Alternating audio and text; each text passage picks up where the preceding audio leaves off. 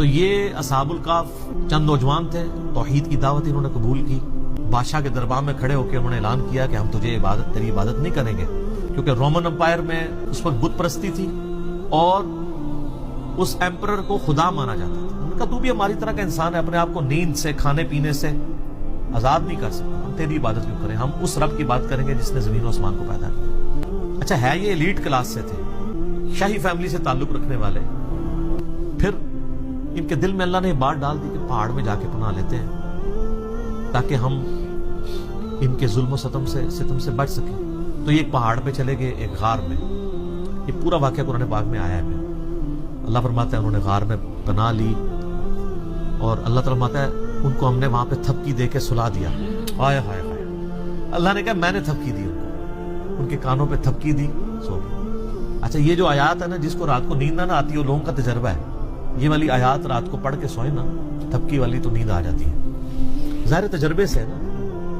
کئی صحابہ کرام نے قرآن میں کئی وظائف ڈسکور کی ہیں۔ میرا مسلم شریف میں حدیث بھی ہے کہ نبی علیہ السلام نے فرمایا زمانہ جاہلیت کے بھی اگر ہیں اس طریقے کے دم مجھ پہ پیش کرو، اگر شرک نہیں تو کرتے رہو، تو اس سے تو بدرجہ اولا قرآن میں سے کسی نے کوئی چیز ڈسکور کر لی، ٹھیک ہے۔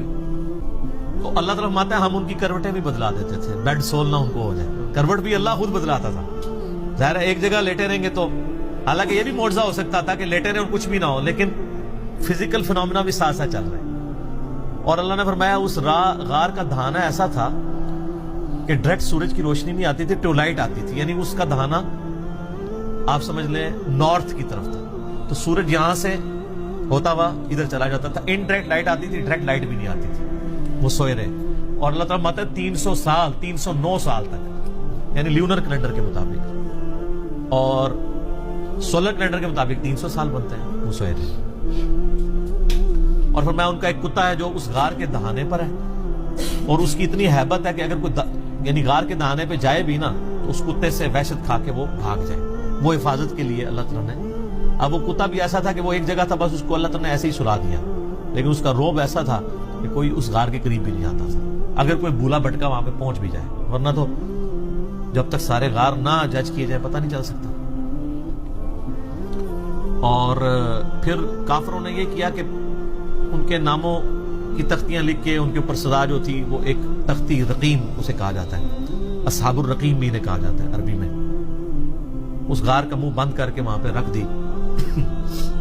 اللہ تعالیٰ نے ان کو سلا دیا، وقت کے ساتھ ساتھ صرف شکست و ریخ ہونا شروع ہوا، وہاں سے راستہ کھل گیا۔ اور اللہ کا کرنا یہ ہوا کہ اسی دوران رومن امپائر کا جو کانسٹنٹائن II تھا نا 337 عیسوی میں، اس نے مرتے مرتے عیسائیت قبول کر لی۔ اب عیسائیت قبول کرنے کا مطلب یہ تھا کہ پوری رعایا نے عیسائیت قبول کر لی، پوری رومن امپائر کرسچن ہو گئی اس وقت کے مسلمان، یعنی حضرت عیسیٰ علیہ السلام کے اٹھائے جانے کے 300 سال کے بعد، ورنہ ان 300 سالوں میں عیسائیوں نے بڑے ظلم اٹھائے ہیں ان بت پرستوں کے ہاتھ، وہ تو ایک پوری داستان ہے۔ تو اب وہ جب اٹھے تو وہ آپس میں کلام کرنے شروع ہو گئے کہ ہم کتنی دیر سوئے ہیں، دن یا دن کا کچھ حصہ، ان کو آئیڈیا نہیں ہوا، کیونکہ علم غیب نہیں تھا اس زمانے میں ہوتا۔ ان کو حضرت عزیر علیہ السلام کو نہیں پتا چلا میں 100 سال سویا رہا ہوں، ٹھیک ہے۔ تو اللہ تعالیٰ نے ان کو سلا دیا۔ اب اٹھے تو انہوں نے خیر آپس میں کیا، پھر انہوں نے کہا چلے ایک بندے کو بھیجتے ہیں۔ اب جیسے اچھا 300 سال بھوک نہیں لگی، اٹھے تو بھوک لگ گئی، تقاضے شروع، وہ معجزانہ طور پہ سوئے ہوئے تھے، تو انہوں نے وہ اشرفیاں دے کے ایک بندے کو بھیجا اور کہا دیکھنا کوئی پاکیزہ مال لے کے آنا ہے، کوئی ہم تو حرام کا کوئی مال نہیں کھائیں گے۔ شریعت ساتھ ساتھ چل رہی ہے، اور وہ یہ سمجھ رہے ہیں کہ بادشاہ کا دور ہے، چھپ چھپا کے، ان کو تو پتہ ہی نہیں ہے کہ سر 300 سال گزر چکے ہیں، اور رومن امپائر جو ہے وہ ان کا دین وہی ہے جو ان کا دین ہو چکا ہے۔ اب وہاں جب پہنچے تو وہاں انہوں نے حالات بدلے ہوئے دیکھے، کسی دکان سے وہ خریداری کرنے لگے، تو وہ جب اس نے پرانے زمانے کے سکے دیکھے، اس نے کہا لگتا ہے کہ اس بندے کے ہاتھ کو خزانہ لگ گیا، شور مچ گیا، اس کو پکڑ کے لے گئے۔